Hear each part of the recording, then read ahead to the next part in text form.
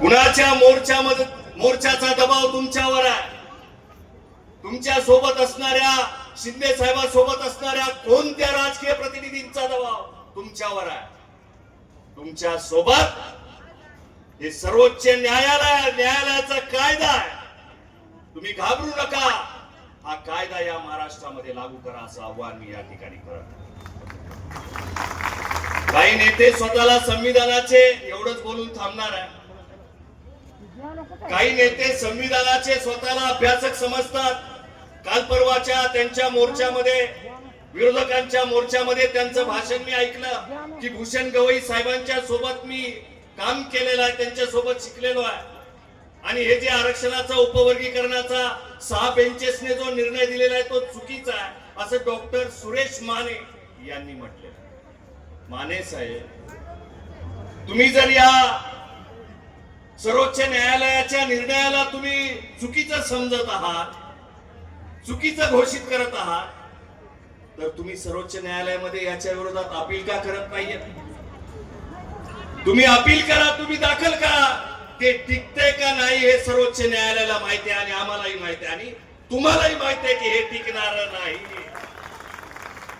म्हणून असे भाषण करून, असे वक्तव्य करून दोनही समाजामध्ये संभ्रम तयार होईल, द्वेष तयार होईल असला कुठलाही निर्णय आणि भाषण तुम्ही करू नये.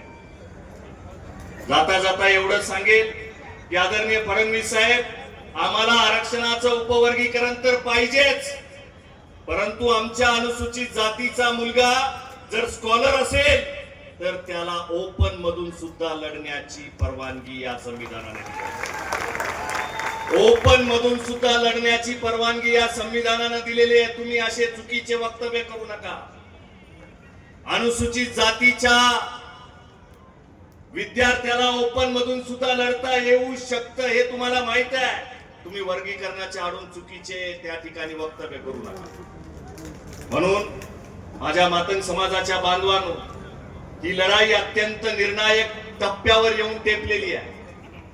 आदरणीय शिंदे साहेब असतील किंवा फडणवीस साहेब असतील, आमची तुम्हाला नम्र विनंती आहे, पुन्हा पुन्हा विनंती आहे की मातंग समाज, महाराष्ट्रातला मातंग समाज हा स्वतःच्या पायावर उभा राहतोय.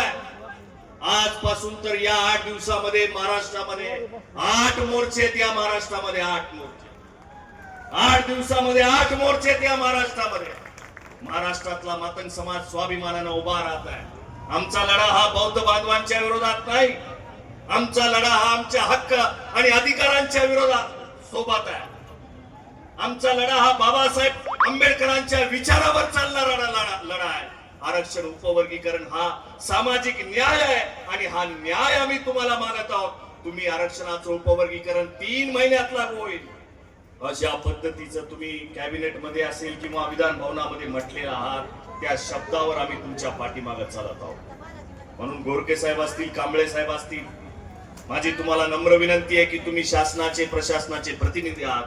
आम्ही जे समाजाच्या वतीनं आज प्रश्न उपस्थित केलेले आहेत त्याची उत्तरे तुमच्या भाषणातून आम्हाला अपेक्षित आहेत. या ठिकाणी थांबतो. जय लहुजी, जय भीम, जय संविधान.